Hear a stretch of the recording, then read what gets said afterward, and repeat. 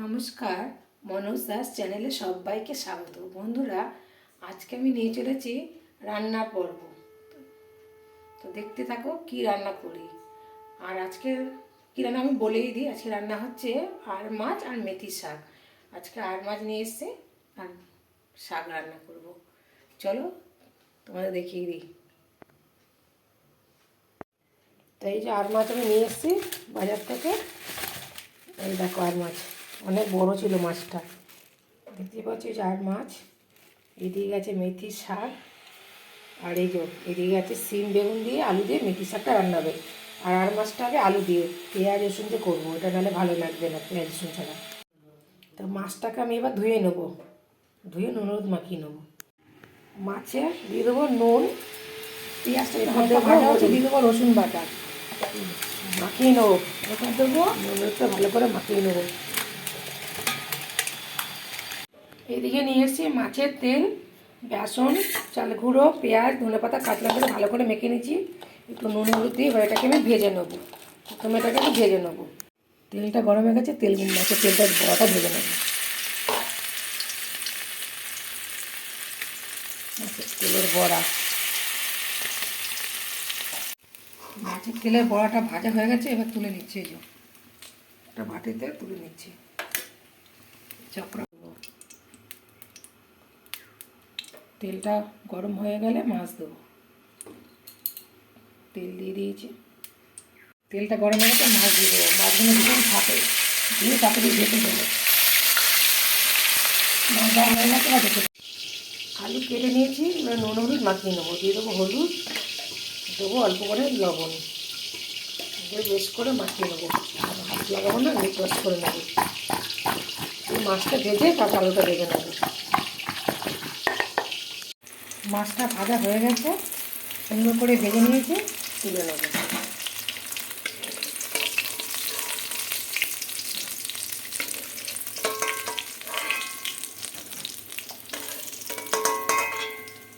বাকি মাছগুলো আমরা এইভাবে ভেজে নেব। বাকি যে মাছগুলো আছে সেগুলো দিয়ে দিই।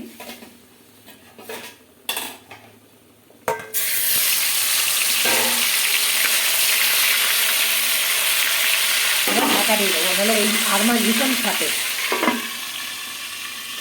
মাছ ভাজা তেলের মধ্যে আলুটা ভেজে নেব।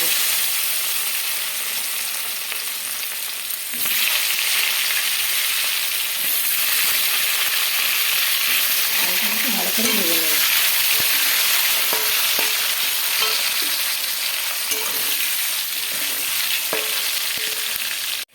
আলুটা ভাজা হয়ে গেছে, তুলে নেব। দেখতেই পাচ্ছ লাল লাল করে ভেজে নিয়েছি সুন্দর করে। আলুগুলো তুলে নেব। তেলের মধ্যে দিয়ে দেবো জিরে আর তেজপাতা ফোড়ন।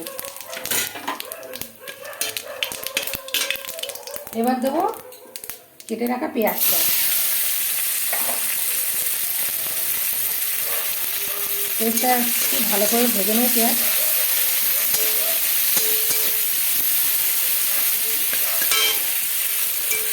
পেঁয়াজটা একটু হালকা ভাজা হচ্ছে, দিয়ে দেবো রসুন বাটা। এবার দেবো আদা বাটা।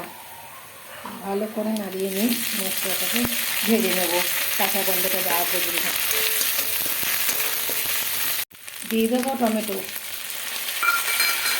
মরিচ দেবো লবণ, পরিমাণ অনুযায়ী লবণ দিয়ে একটু নাড়িয়ে দেবো টমেটো সেদ্ধটা হওয়া পর্যন্ত। দিয়ে দেবো হলুদ গুঁড়ো, এরপরে দেবো জিরে গুঁড়ো, এরপর দেবো ধনে গুঁড়ো, লঙ্কার গুঁড়ো দিয়ে মশলাটা একসঙ্গে করে ভালো করে কষিয়ে নেব। রঙের জন্য কাশ্মীরি লঙ্কার গুঁড়ো, এর মধ্যে ভেজে রাখা আলুটা দিয়ে দেবো। কষিয়ে নেবো, মশলার সঙ্গে ভালো করে কষিয়ে নেবো। আর মাছ রান্না হবে আজকে, ভাজা হয়ে গেছে। এই যে সামুদ্রিক আর মাছ রান্না করব। কষানো হয়ে গেছে, এবার জল দিয়ে দেবো।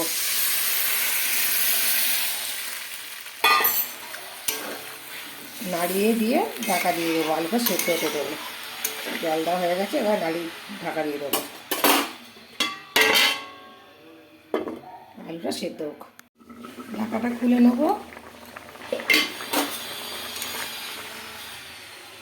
আলুটা একটু সেদ্ধ হয়েছে, এবার এর মধ্যে দিয়ে দেবো গরম মশলা গুঁড়ো,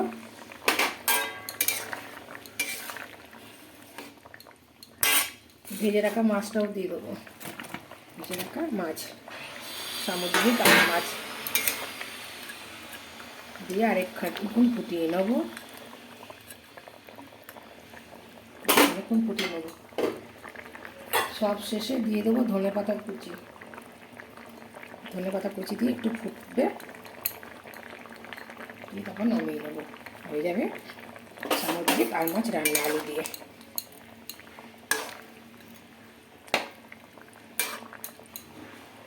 আর একটু ঢাকা দিয়ে দেবো, ঢাকাটা নামিয়ে দেবো।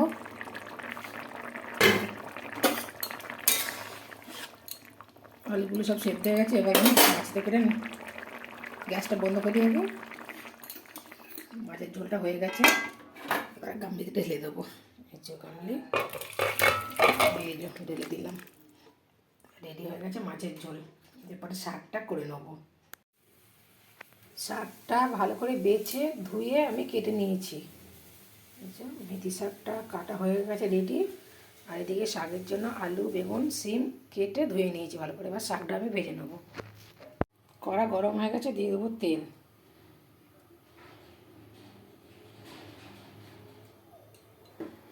তেল গরম হলে জিরে ফোড়ন নেবো, কালো জিরে।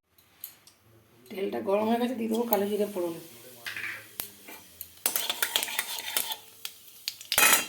আর কেটে রাখা সবজিটা দিয়ে দেবো।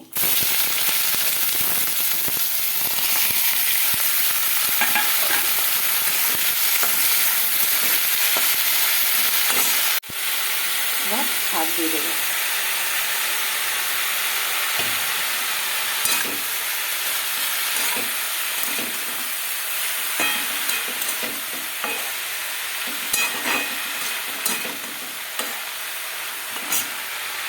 দিয়ে দেবো হলুদ, আর দেবো লবণ।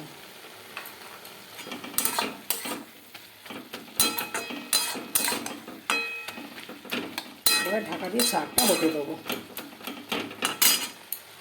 স্বাদের জন্য দেবো চিনি, আর দেবো চেরা কাঁচা লঙ্কা।